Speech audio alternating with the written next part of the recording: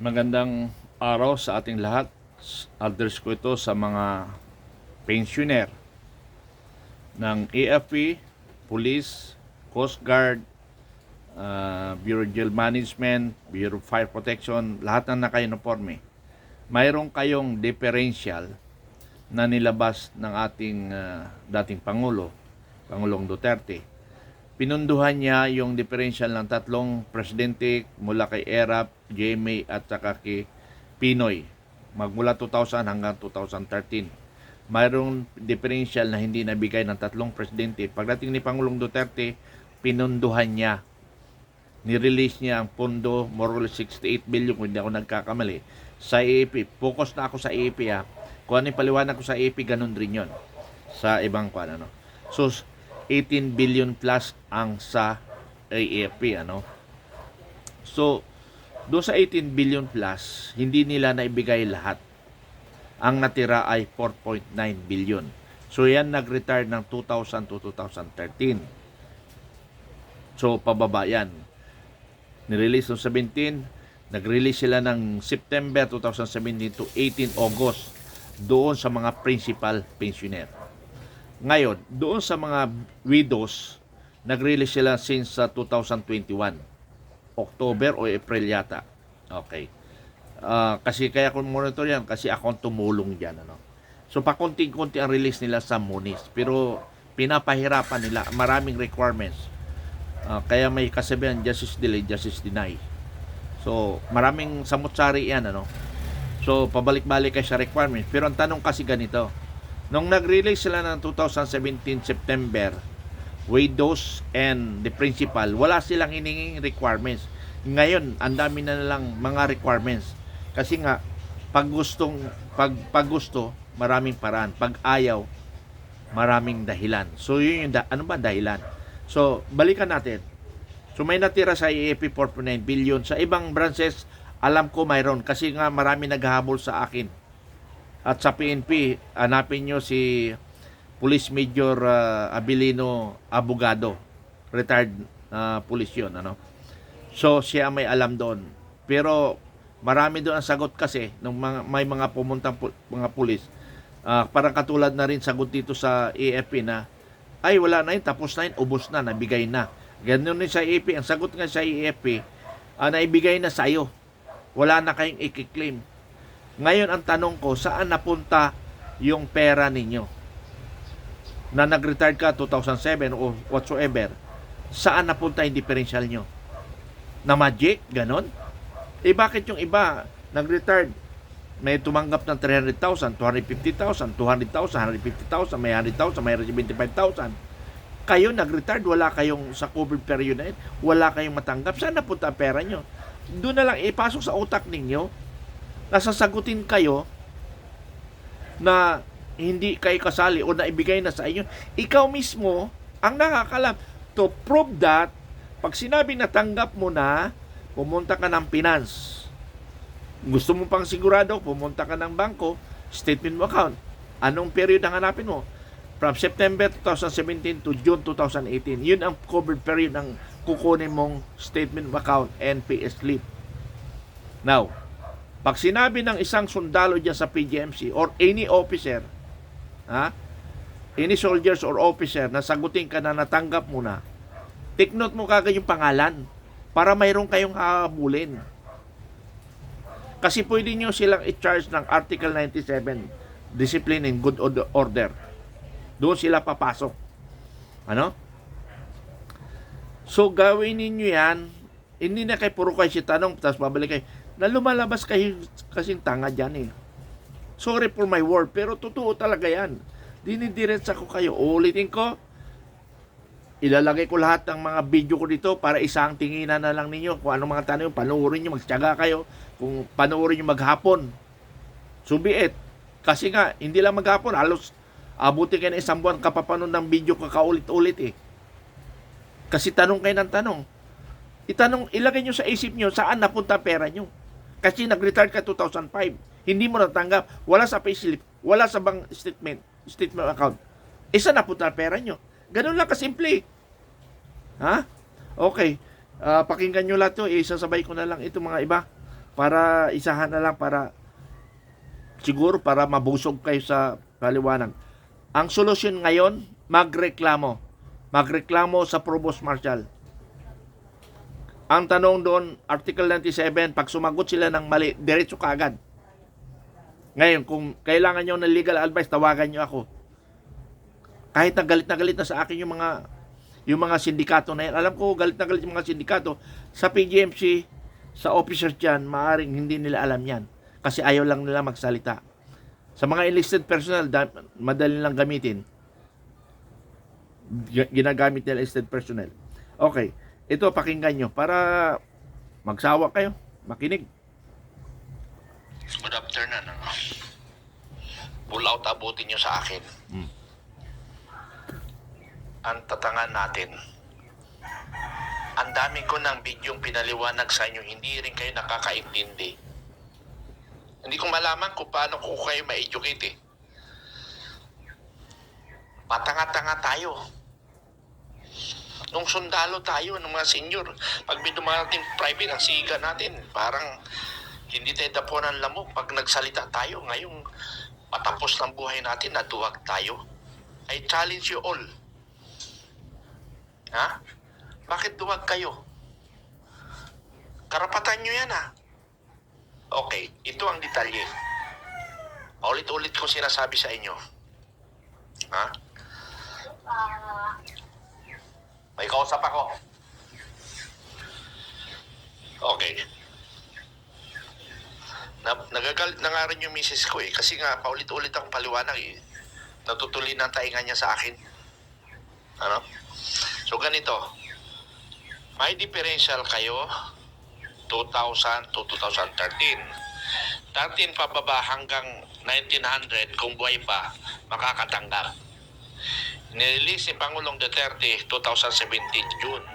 Nag-release ang PGMC ng September to June 2018. Nahinto yun sa mga principal pensioner.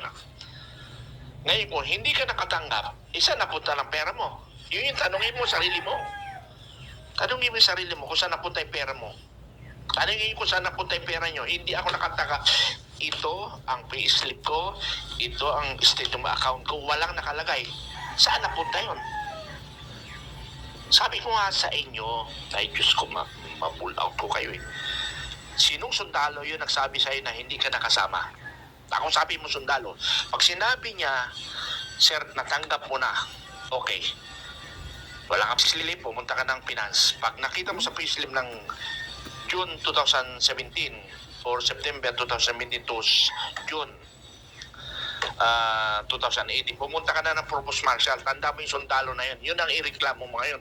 Pagsisinungaling, good order, discipline, Article 97. Yun ang ikaso mo kaagad. Ganun ang gagawin nyo.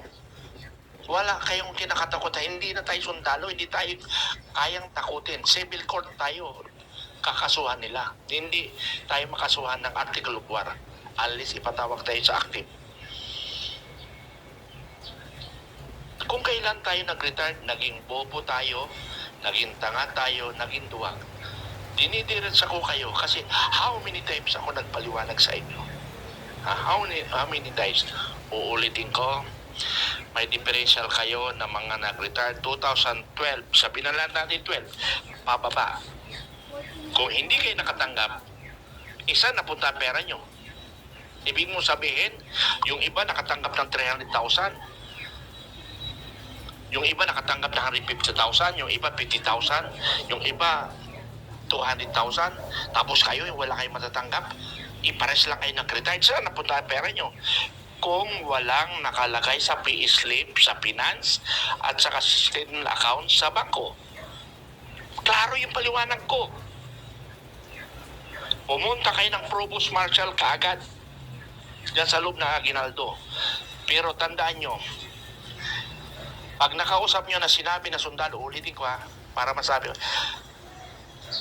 Tandaan nyo yung pangalan ng sundalo, pag sinabi niyang natanggap mo na, punta ka agad sa finance. Pag wala ka nakita doon, nakita mo sa record sa payslip, wala, diretso ka agad ng Provost Marshal. Bahala ng Provost Marshal kung iatas mo ang kaso o hindi. Ang sabi ko sa isang byuda na kausap ko, Huwag mong iatras ang reklamo mo habang hindi mo hawak ang pera. Kasi pag inatras mo wala pang pera, tapos ang balangay, kawawa ka na naman. Hanggat ikaw ang nasa poder, sila ang lulod sa iyo. Sila ang lulod sa inyo. Tandaan nyo yan, lalo na nagbigay siya ng 20,000. Last 2 years, hanggang ngayon, hindi pa rin lumalabas ang pera niya sa widows. Kaya sabi ko nga sa inyo, mga aywan ko, tawag ko sa inyo sa mga kwan. Sorry doon sa mga kwan, yung mga kukulit. Kasi babalik kayo sa akin na, nagbalik kayo na mamukha kayo tanga eh. O clear na yung paliwanag ko ba? Maring hindi nyo pa maintindihan. Tawagan nyo ako personal. I-one by one ko kayo turuan. Ganun ang gagawin ko sa inyo. Na, alam nyo, hindi ako kasali dito. Pero ako lang kasali dito. Aywan ko kung mangyari dyan sa PGMC. Kung kailan tayo nag-retard, naduwag tayo. Nung nasa active tayo, at tatapang natin na madali tayo matanggal sa servisyo. Pero nung retard tayo, wala na matatanggal sa atin.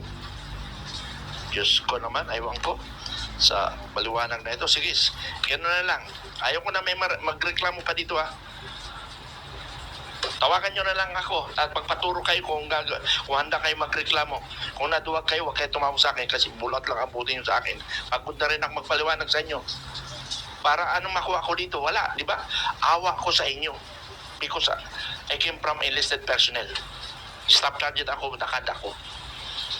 Salamat. Okay, mayroon kaming ginagawa. Hindi lang ako mag-mention ng mga kasama kong general. Mayroon kaming ginagawang legal. Kaya lang pag legal kasi, hindi ura-urada, hindi basta-basta babanat. Kailangan inuulaspe kasi nga pag mali pasok, kakasuhan. Ayaw rin ng abogado na babalik sa kanya. Pero ako, bara-bara ba yung banat ko? Kasi alam ko tama ako. Kaya hindi ako natatakot kasi alam ko tama yung pinagsasabi ko. Kung hindi ako tama, matagal na akong maraming kaso. So may ginagawa tayong legal. Kayo naman, kumilos rin kayo. Sa pamagitan nyo, kumilos rin kayo. Ha? Okay, mayroon pa akong gusto iparinig sa inyo para isahan na lang. Para ito na lang titingnan ninyo.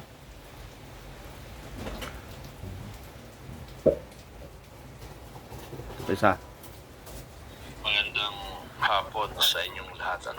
Sa lahat na mga dependents. Pag sinabing dependents, it's either asawa, anak. Kung walang anak, wala nang asawa, yung kapatid. Or magulang, sigurado walang magulang. So kapatid, anak. Pero kung may anak ang mag-claim kahit wala na yung nanay. So, anong requirements? Una, kung widows, ang dala niya is marriage contract and sinwar. Now, kung anak lang, wala na yung asawa, ang dadalhin, birth certificate. Lahat yan ay galing sa PSA. Bago kayo pumunta ng PGMC, pwede na kayo mag-request for waiting. Kasi didiretso yung kagad sa PGMC yung request nyo ng birth certificate or pag sa widows, marriage contract and sinumar. So yun ang dala-dala ninyo. Normally, yung retirement order at saka yung death certificate. So yun ang mga primary na kailangan.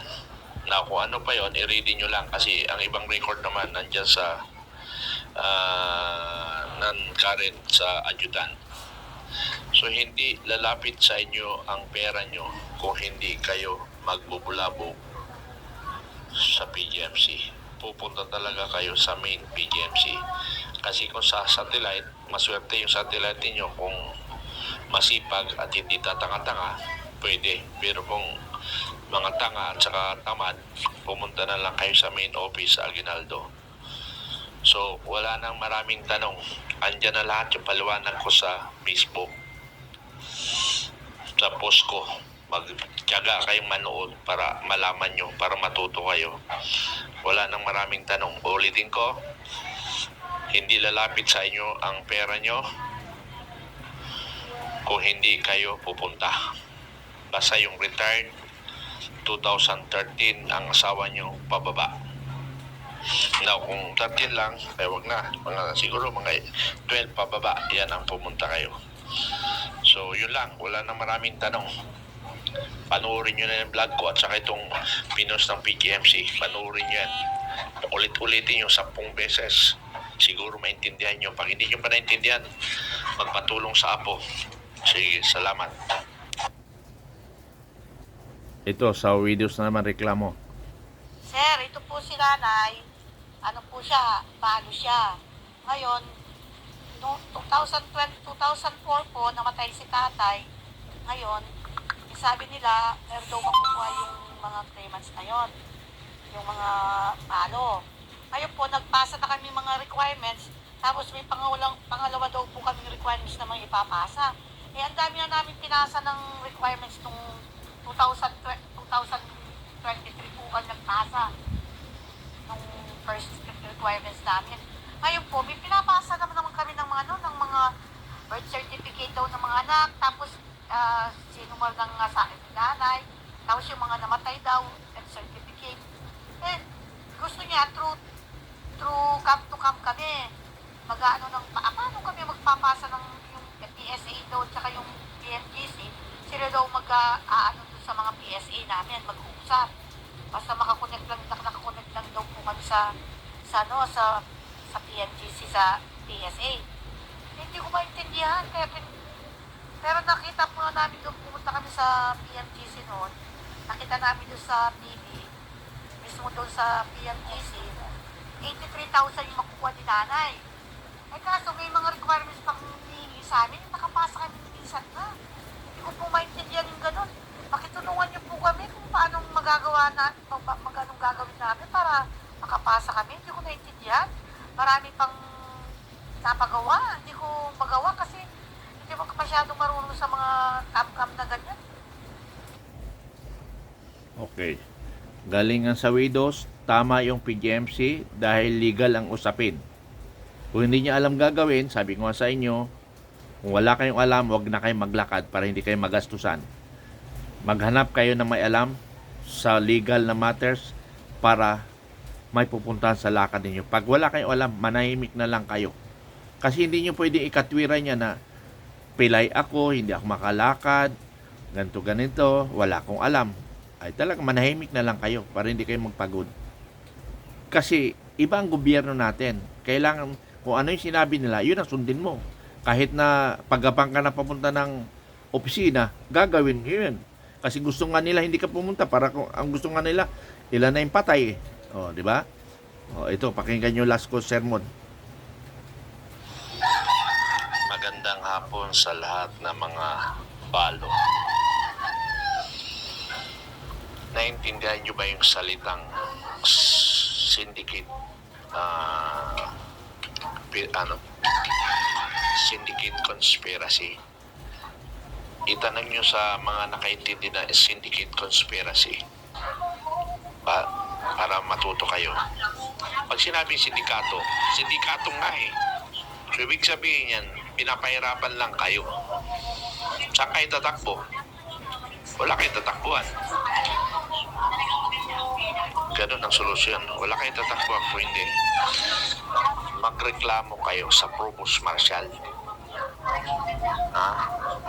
Magreklamo kayo sa Provost Marshal. Now, paano magreklamo sa Provost Marshal? Yan ang problema. Kaya nga, sabi mo nga, wala kang alam. Huwag kang mag-ayos kung wala kang alam. Kayo mga balo, kumuha kayo ng abogado nyo. O kaya, kumuha kayo ng may alam. Yun ang solusyon. Pero kung reklamo nyo, malayo kayo, matanda na ako, hindi na ako nakakalakad, yun ang gusto ng PGMC, yung mamatay kayo para hindi na kayo mag-claim. Nakuha nyo yung ibig sabihin. Dinidiretsa ko ng salita kayo para naintindihan nyo yung salita. Hindi pwede dito ang magmakawa. Hindi effective yung mga makawa. Dapat sila ang magmakawa sa inyo. Mayroon na ako isang tinuruan na isang balo. ang PGMC ang nagmamakawa sa kanila ngayon. Saka ko lang muna sabihin, dahil ginamit niya yung utak niya, ang nagmamakawa ngayon PGMC sa kanya.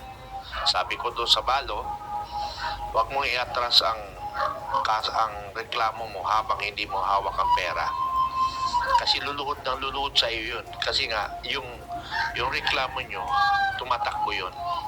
Aaksyonan ng Provost Marshal. Ngayon, kung patatagalin nila, ay matatanggal sila sa serbisyo.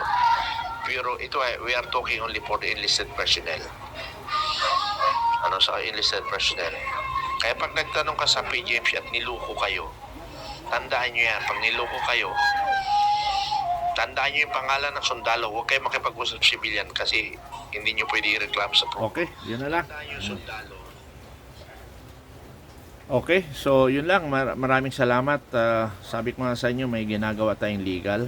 So mag-monitor lang kayo, pero dapat kumilos rin kayo. Kasi matagal tong legal na usapin. Sige, patuloy kayo. Mayroon pang mga idudugtong ako dito na mga vlog ko para magsawa kayo kapapanood para hindi na kayo magtanong. Maraming salamat. Walang anuman. Oh.